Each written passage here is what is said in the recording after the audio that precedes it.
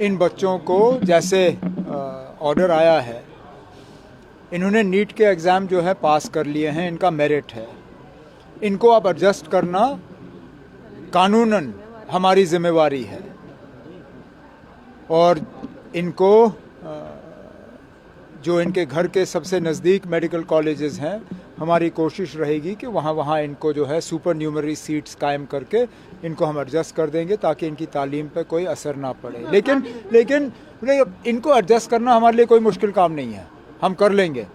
लेकिन इस medical college को बंद करके जो आगे जाके बच्चों के मुस्तकबिल के साथ खिलवाड़ हुआ है, उस पर भी हमें सोचना चाहिए। आज जैसे मैंने कल आपसे कहा था, चलिए आज 50 सीटों में से 40 जो हैं वो मुस्लिम बच्चे ले गए, जिस पे आपको एतराज़ हुआ। कल को जब आहिस्ता आहिस्ता इस कॉलेज की सीटों की तादाद बढ़ाई जाती, 400-500 सीटों पे पहुंच जाते हैं, मुमकिन है आगे जाके 250-300 बच्चे जो हैं यहाँ जम्मू के होते हैं। अब वो कहाँ जाएंगे? पूरे मुल्क में लोग मेडिकल कॉलेज के लिए तरसते हैं।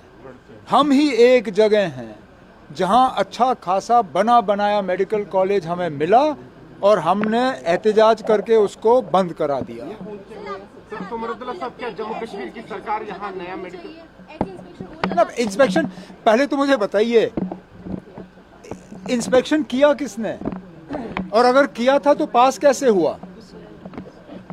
ये लोग जश्न मना रहे हैं लेकिन आप लोग सवाल कर नहीं रहे हो।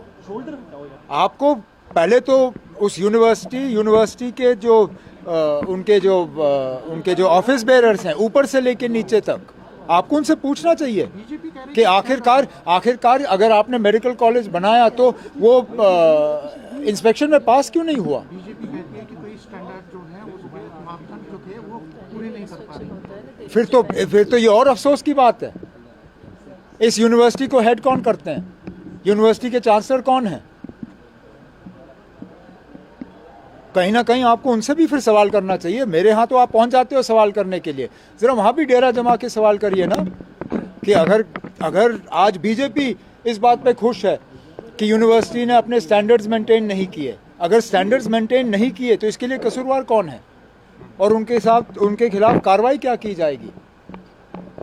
क्योंकि चलिए इन 50 बच्चों को हम एडजस्ट कर देंगे, लेकिन जो आगे जाके नुकसान हुआ है बच्चों के मुस्तकबिल का, उसके लिए कोई ना कोई तो जवाबदेह होना चाहिए। सर, जो गवर्नमेंट क्या वो वापस ली जाएगी? आपकी साइलेंस हो रही है गवर्नमेंट की तरफ से क्या वो वापस जो एड मिली थी मेडिकल कॉलेज को गवर्नमेंट की तरफ से? नहीं, वो यूनिवर्सिटी को दी थी हमने एड, और हम उन लोगों में से नहीं हैं जो पैसे गिन के वापस। आप इलेक्शन में है, साइलेंस, क्या आपकी अनएम्प्लॉयमेंट बढ़ गई है और बाग और ऑर्चर्ड्स और जो है ट्रीज को कट किया जा रहा है और आप खामोश है और अनएम्प्लॉयमेंट बहुत बढ़ गई है? मेरे पार्टी के साथी मुझे अक्सर कहते हैं कि मुझे थोड़ा सा और खामोश रहना चाहिए। वो कहते हैं मैं ज़्यादा ही आप लोगों के सवालों का जवाब देता हूँ। मुझे बताइए ना, अब कौन सा ऐसा इशू है जिस पे मैं खामोश रहा हूँ?